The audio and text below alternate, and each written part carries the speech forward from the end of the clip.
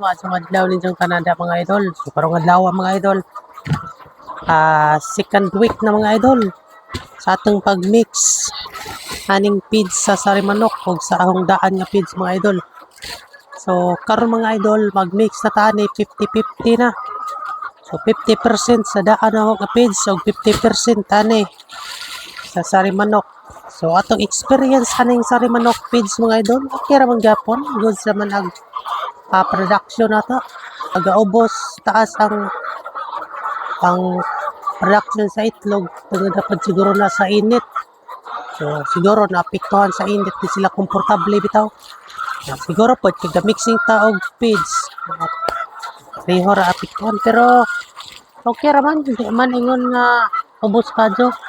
Nainiingon nga ang shell sa sari manok nga itlog nipis kuno. Pero sa experience sa pagkakaron, wa pa man maapektuhe ang kabagaon sa ilang shell. Okay, maura man gapon, baga man gapon.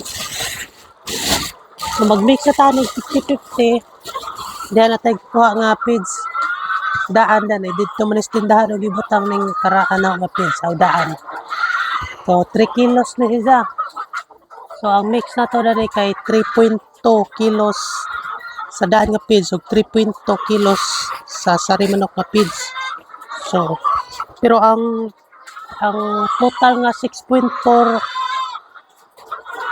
kada kilo kada panuwa di man mahurot kay na may mabiling gamay. So i-flat na lang nila to tag 3 ka kilo kada feeds.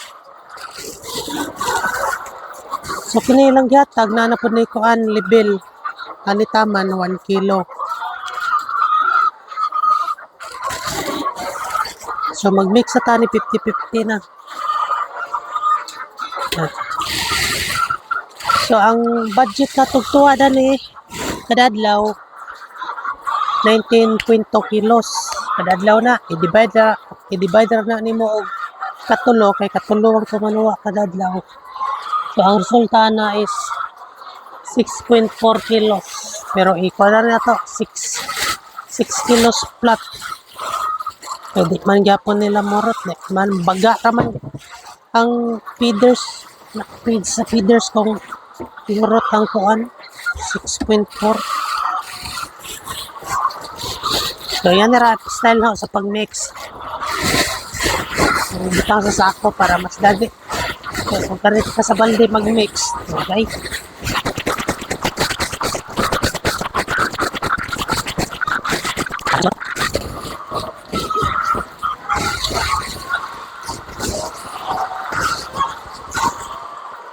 Sumana na tong mix.